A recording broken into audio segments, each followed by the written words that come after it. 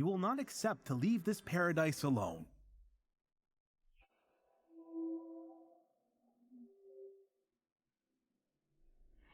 This humble city will leave you with many rewards.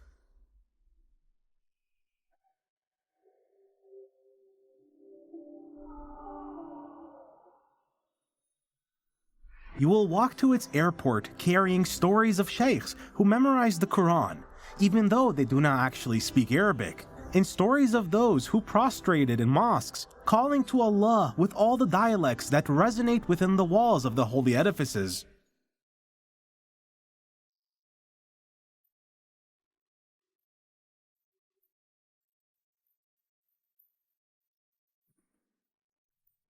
To delve into the story of Islam in Delhi might be an arduous task. This city, which settled on the banks of the Yamuna River, and which is the second most densely populated place in the world, may not give you sufficient or satisfactory answers.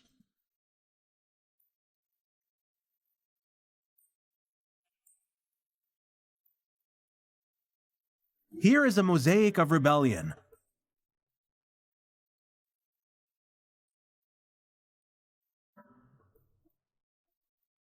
How can a part of the earth summarize the history of hundreds of religions, traditions, races, and dialects? The buildings here will reveal just how. Islam passed through here.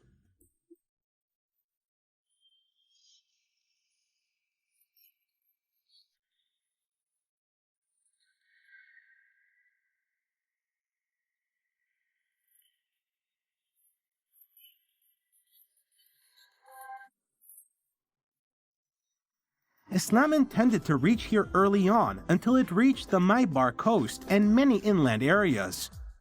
The Arab merchants used to talk about the beauty of Islam with their kind and endearing ways with words, which appealed to the weak and outcasted.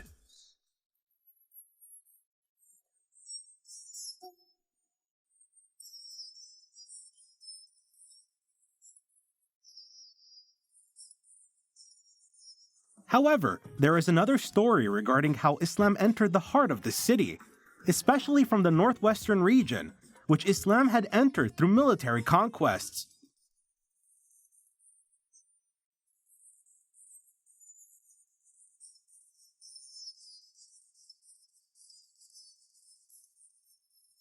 Here, the name Muhammad ibn al-Qasim al-Thaqafi comes to mind. History books reveal to us that the influence of Islam in India did not take place in an ordinary fashion. There is an unprecedented force that paved the way for it to enter and remain for the rest of time, resting under the shade of the trees present in the region, since the era of the Islamic Caliphate, the Umayyads, the Abbasids, the Ghaznavids, and the Mughals. It was the starting point of Islam in the Indian subcontinent.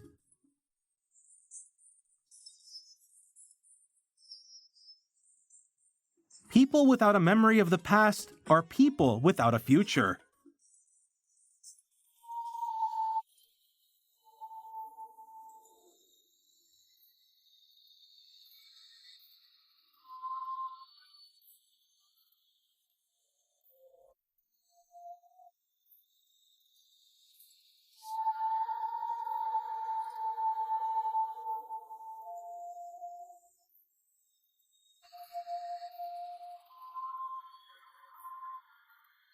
The memory of the Muslim Indians here tells you about the journey of Islam and peace within it in detail.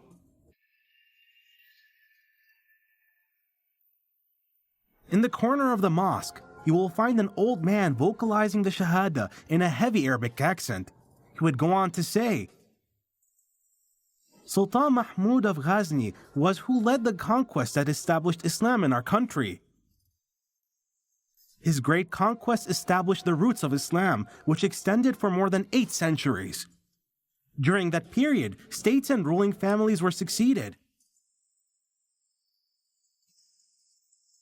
People enjoyed security, peace, justice, equality, and our civilization flourished in a way which still lingers in India to this day, captivating those who witness it.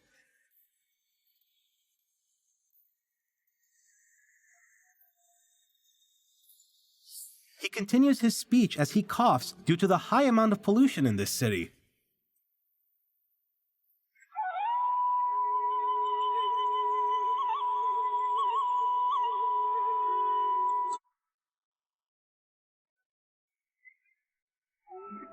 Did you know that the Islamic city of Delhi consists of 7 cities? The oldest of them is the city known as Delhi.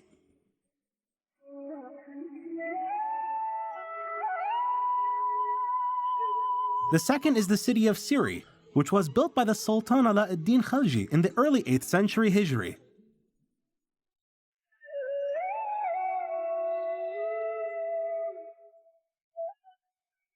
The third is the city of Jahan. The fourth is the city of Tughlaq Abad, which was built by the Sultan Tughlaq Shah. The fifth is the city of Fairuzabad, which was built by Sultan Fairuz Shah. The sixth is the city of Agra, which Sultan Barbar Shah and Humayun Shah designated as their capital. The seventh city is Shah Jahanabad.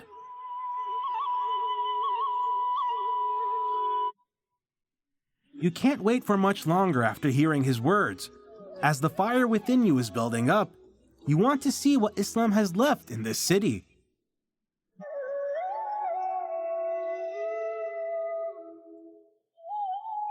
You quickly set off in this Indian tuk-tuk, with its driver who is yelling in a language you do not understand.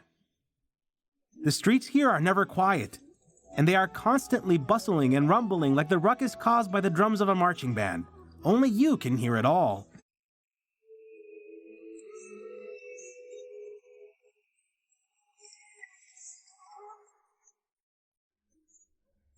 The smell of spices run through the very veins of this city.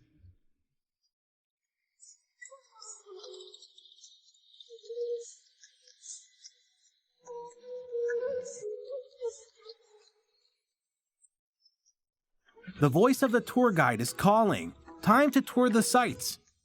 This comes at the price of some coins that you are not completely certain if they should suffice.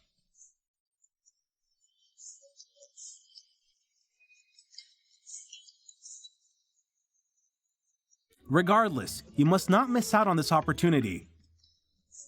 The Islamic civilization in India has unique characteristics that makes visitors stand around for a long time while contemplating the marvels it beholds.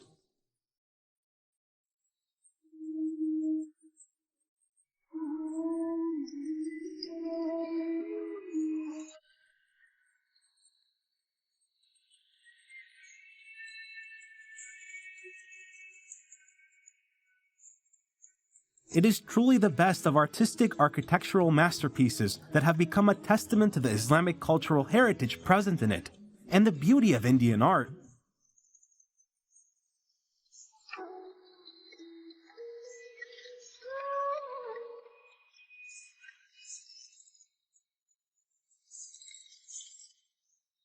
A tall tower grabs your attention. At first glance, you assume it's the Qutb Minaret in Seville. You come a little closer to it, and you correct your mistake. It is something else. It is the Qutb Minar. That is what the tour guide said. Through what he explains to you, you will learn that this is the first mosque that was established in this land of many wonders.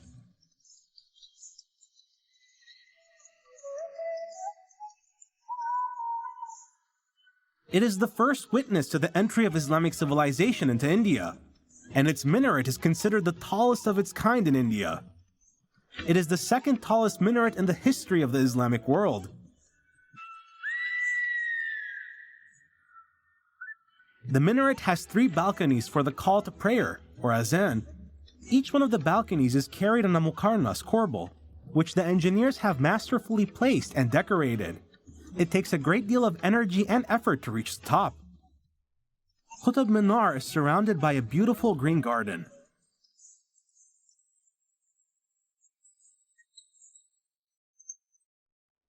You will find the essence of Islam in even the smallest of details. 7 skies, 7 floors from which the Qutb Minar is formed.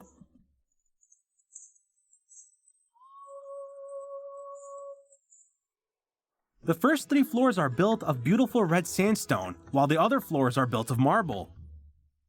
The proportions between its parts are extremely precise. Its walls are decorated with inscriptions and Quranic verses.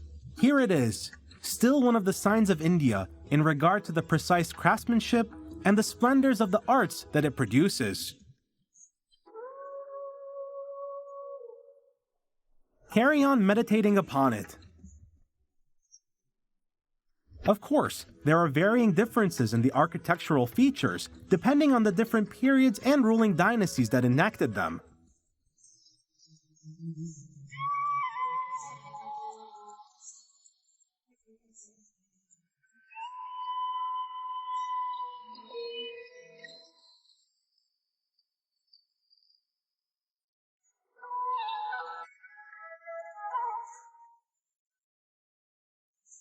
Let us conclude our journey around this marvelous monument and head towards another wonderful location.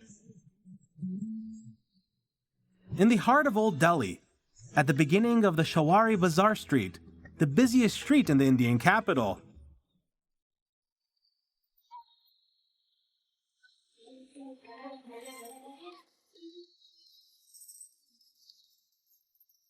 Emerge from your cocoon and head towards it. It is the Jama Masjid, the largest and most famous mosque in all of India.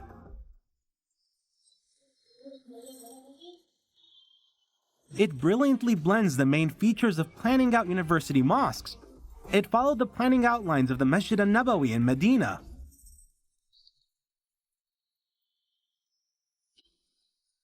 Some of the architectural features of the Hindu temples have been added to it.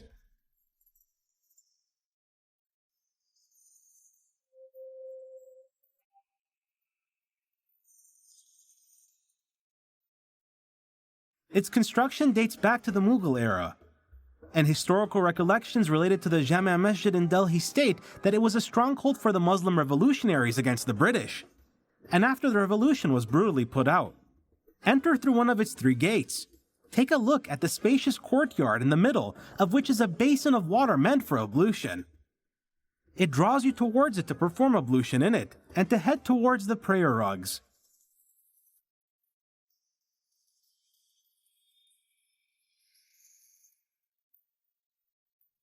Here is the copy of the Quran that is written by hand on parchment.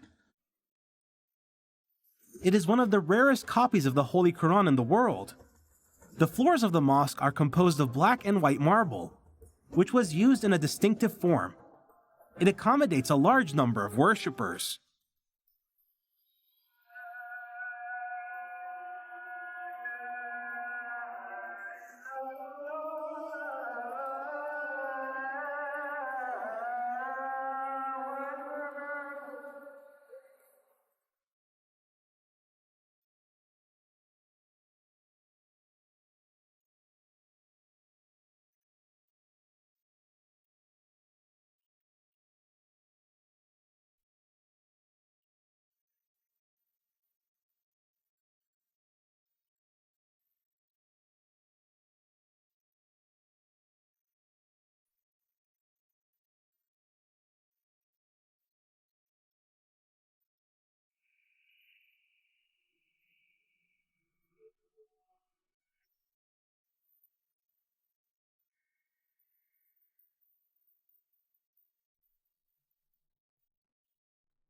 There is another door you must knock on, and do not wait for this journey to end.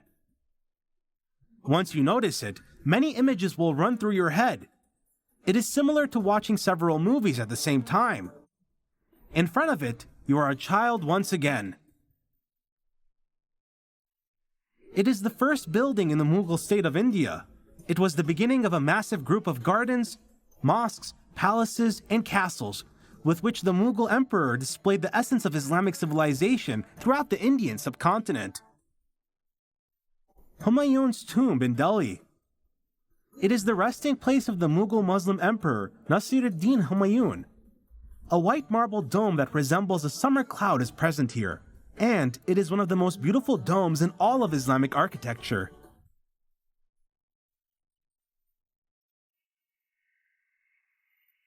You will not wake up from this daydream. especially when you see the burial chamber, which is filled with the most beautiful stone and marble decorations. They were implemented by having them hollowed out to appear as a veil, allowing light to enter through the window openings that are present in every corner of the burial chamber. The marble mihrab is considered a masterpiece in its own right.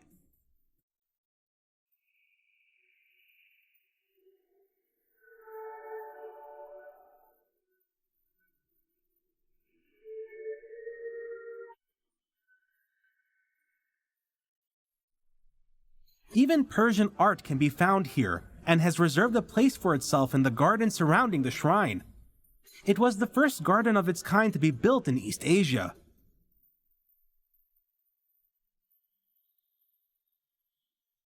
It is only the beginning. You must now face the Red Fort.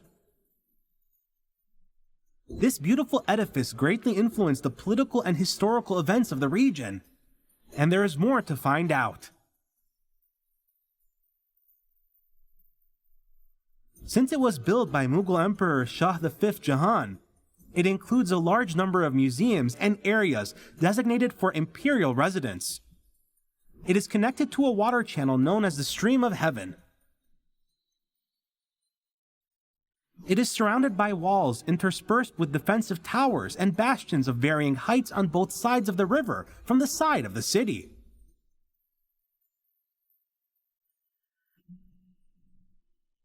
The fort is decorated with ornate marble inscriptions, vegetal decorations, and double domes, which are a symbol of Mughal architecture.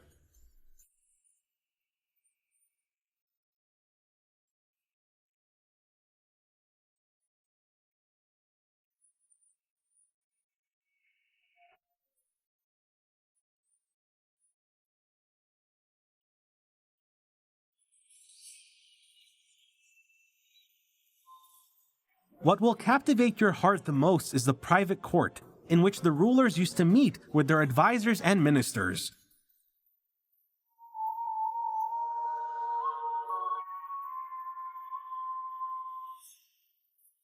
Beside it, you will notice the beautiful Qutb Masjid, that was built of white marble by King Aurangzeb.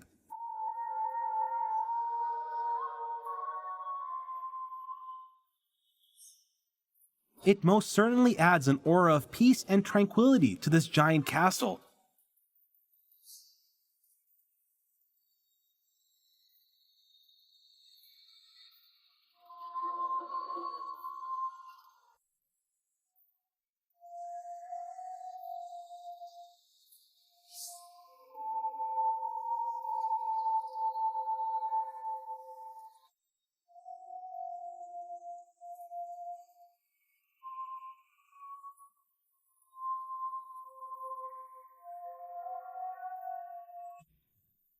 You leave the castle feeling overwhelmed by the travesties faced by the civilization, so you decide to rest for a bit at the Taj Mahal. At first glance, you may find yourself unable to explain the feelings of awe you sense by witnessing it. The entrance to it must lead to heaven. A colossal white marble mausoleum made by the order of Mughal Emperor Shah Jahan. He built it to honor and commemorate his love, his wife, Princess Mumtaz Mahal.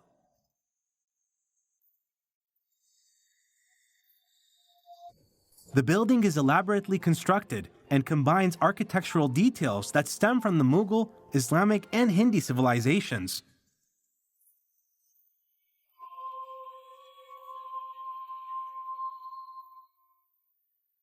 In addition to the white marble that beautified the building, it reflected both the light of the sun and the moon. It may appear to shift in color.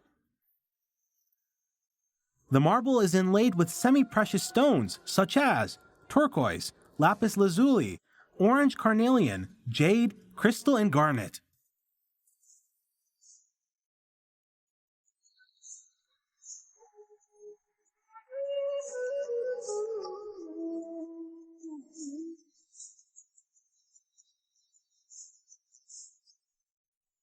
Following Islamic traditions, the Taj Mahal primarily consists of domes and minarets. It has 4 minarets in the corners. and they were further blessed by noble Quranic verses that are present on the arched entrances of the mausoleum.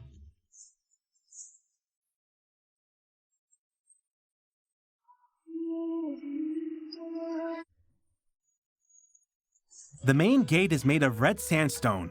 The building is surrounded by a square garden that is divided into long corridors that are filled with water.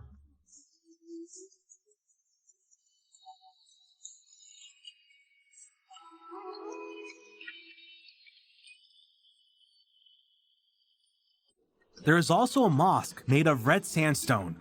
Inside it is a room that contains the coffin containing the remains of Taj Mahal. It is a room on the level of the garden, built out of marble, and decorated with engravings and semi-precious stones.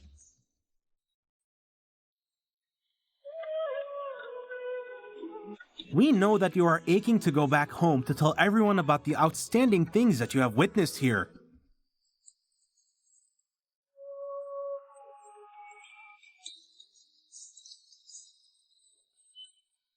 Go wherever you want. No words or language will be able to fully describe what you have seen here.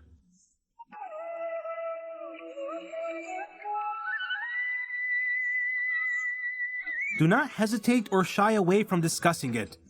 Let it tell the story of the history of its experience with Islam in its own unique way.